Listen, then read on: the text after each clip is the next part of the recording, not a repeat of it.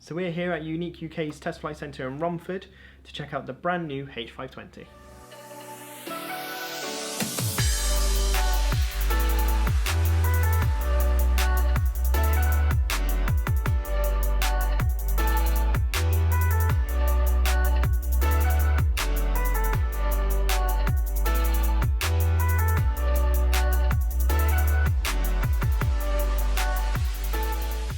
So Dan, thanks for seeing us today and actually showing us a bit of flight time as well. No problem. With the brand new Yuneec H520. First question: is it a glorified H? Yeah, a lot of people ask that.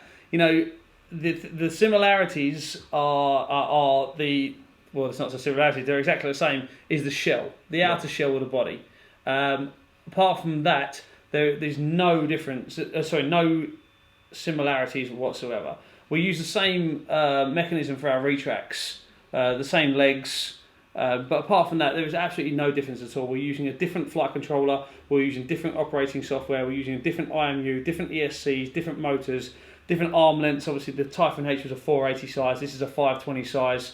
We actually use the same motor mounts, so you can clip a Typhoon H prop on, don't try that by the way, but yeah, we use the same motor mounts. There's one or two components that are the same, but all in all, it's a completely different aircraft. We're operating this SD16S now, which has cartridge batteries, has a USB input on top, using a new data pilot app.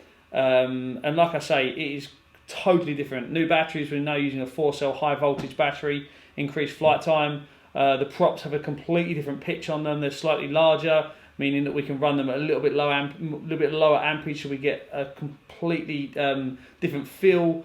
The sound of the machine is totally different. If you've ever seen the 520 fly or heard it fly, you'll know how quiet it is. It's running just over 72 dBi, which is incredibly quiet for a machine like this, sub 2 kilos.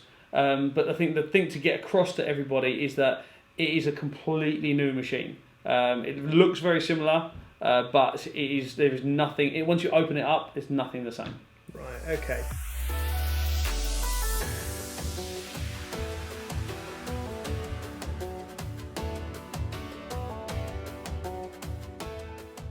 So the way that Yuneec has seemed to have marketed this product, they've really kind of aimed at the more constructional sort of industry.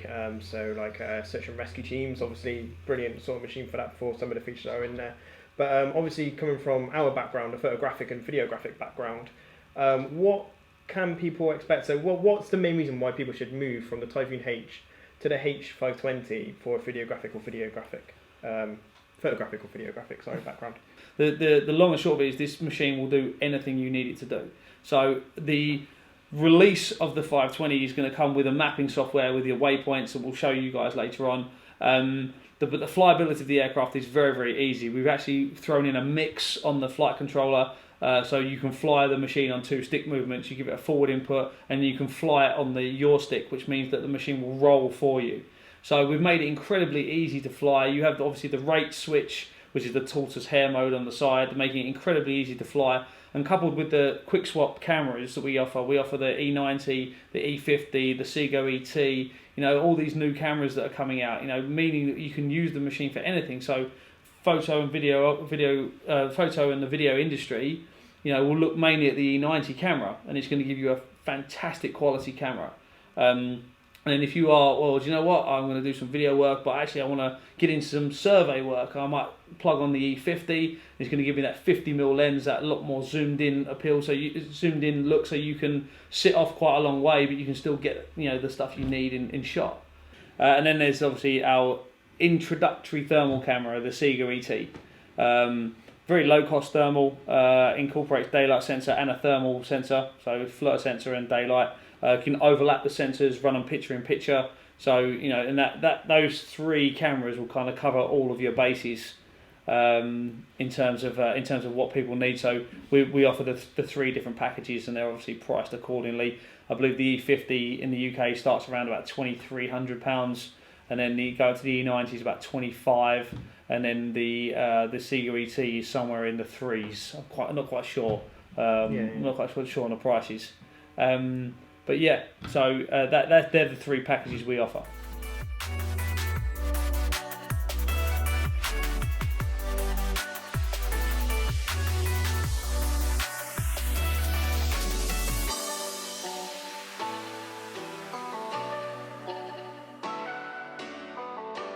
essentially, what are the fundamental differences of the ST16 to the ST16S? Right, cool. So we're running the ST16S now. So we have a cartridge battery, we have a USB input on top, so we can run it into a 4G dongle or a phone or whatever, so you can have live mapping like the entire time. But the main difference is we're running the Data Pilot app.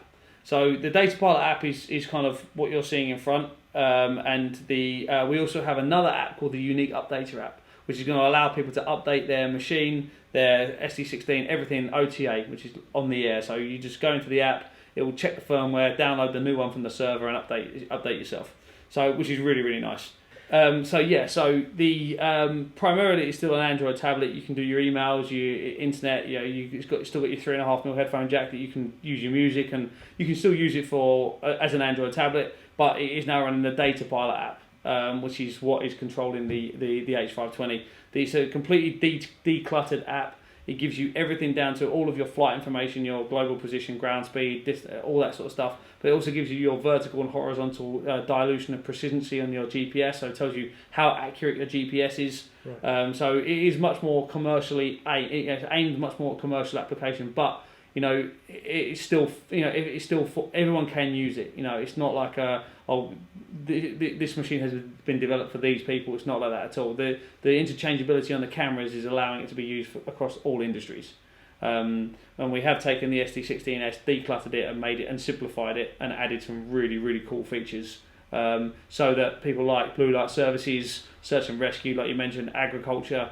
The ease of use now is amazing, because you can set your flight plan and it will fly autonomously, and then you take your data, you drop it into an external program like Drone Deployer, Pix4D, Photo Scanner, those sort of programs, and they will build your model or your map of whatever your. So it's primarily about the data, what the machine's capturing. Yeah. Okay.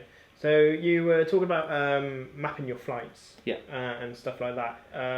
How simple is it? Because obviously back in the Typhoon H days, from what I remember speaking to you quite a long time ago, you had to. It was all done third party, put it all in. So those days are gone. They're gone. Yeah, we're all integrated now. So I'll gladly show you. Right. So first thing we'll look at is the waypoints. So basically, what we can do, we can just select waypoints, and then we can just drop our waypoints down. Okay, we can build our waypoints. We can change. In our mission start, we can change the altitude, the flight speed. We can set at the end of the mission and return to launch. So effectively what you can do is a completely autonomous flight. From the moment of takeoff to the moment of return to launch, you won't need to touch the sticks. If you do want to take control of the aircraft, you just touch the sticks. It's like a cruise control in the car. When you touch the brakes, it just turns it off. Right? So it just gives you manual control back. Asks you if you want to carry on, and you just carry on. You can change the pitch of the camera. You can change the angle of the camera. You can set absolutely everything you want to set. And this is all pre-flight? This is all pre-flight. So you can do this on the SD16, sitting in the comfort of your home while connected to your Wi-Fi, or you can use something called QGround. You can download QGround, and it gives you a desktop version of Data Pilot. Yeah. All right. So you can connect your H520 to QGround using a micro USB port underneath the arm. And then you can do everything from your desktop as well, and then upload the machine to the aircraft. And that's on PC or Macintosh. PC or Mac, yeah. QGround's available for both. Cool. So some people prefer to do it on a desktop as opposed to on their ST16, which is fine. So that is our our waypoint mission. So we can go to sync, and we're going to remove all, right, and then we're going to remove everything. Right. So we're going to take this area here in front of us, and then we're going to say, right, this is our crime scene. This is our land we want to survey, whatever you want to call it, and we're just going to select survey, and you can see automatically it's going to dump the mission on top of that area. We can move it around very, very simply, or we can change the size of it, so we can alter the size very, very, very, very easily, and we can just adjust it like so. So this is important. We can go to mission start. We select our altitude. We can change our flight speed, and then we can set our camera. We can take what we want our camera to do. We can select our overlap. So if we go into survey, we can select our frontal and our sidal overlap. Okay, a lot of these programs that you dump this data into require a certain amount of overlap. So I think Pix4D require 50% overlap, and some require different. So you can set that in here, and it will adjust the mission to compensate for that. or you can actually set it by altitude, or you can set it by ground resolution. So if you know your centimetres per pixel that you want, you just change it. So it's set at 1.17 at the moment. I'm going to change it to 0.5, so set it much more detailed, and then you can see the amount of flights it's going to take is going to change. Now, in the top of the screen, it's going to give you how many batteries it requires, how far the machine's going to fly, the time it's going to take, and if it requires more than one battery, it will tell you, and it will say, I'm coming back at this point. It will fly back, you change the batteries, continue mission, and it will just carry on with the mission. So essentially, you can map an area as big as you want, and the machine will just keep coming back. It's a very, very safe machine. Cool. So with that feature in particular, the survey one, can you see it benefiting our customers at all? So whether you're a videographer or a photographer, not necessarily doing a survey job, but let's say if you're working on a set, or because obviously off camera you talk about you're at Western Supermare at the weekend with this drone. Would you use that feature for any of the events that were going on the day? Or? Absolutely. One of the things I have to do there is I have to map the track and build a 3D model of the track. Okay. So next year they can use it for planning. They can rotate it around, flip it around. In terms of videography, when you're doing establishing shots, if you're not very smooth on the stick, so you haven't got a lot of flight experience, and you want a beautiful 45-degree establishing shot, you select your start point and your altitude, your end point and your altitude, let the drone fly completely autonomously, and you're going to get a perfect shot, the perfect speed, the perfect angle. So the waypoint, for establishing shots, perfect. Yeah. So the limit is your creativity. The limit is your imagination, what you want to use it for.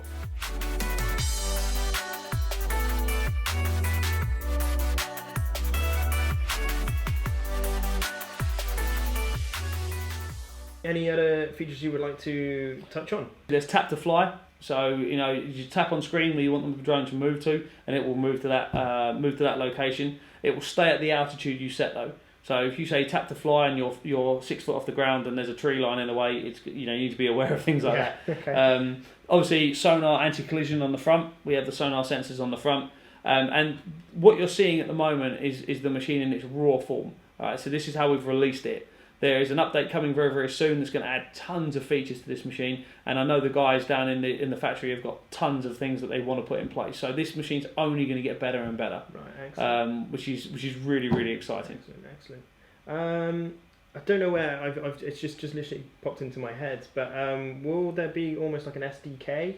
There is an SDK and an API kit available now. So there are people, I think there's quite a few developers signed up for it. So there are apps being developed all the time for this at the moment. So it's going to be really, really soon that we're going to start to see that come into fruition as well. Awesome. So that's the brand new H520. A massive thank you to Dan at Yuneec for showing us around today and letting us have an insight into this fantastic piece of kit. To you guys at home, please do not forget to hit that subscribe and like button.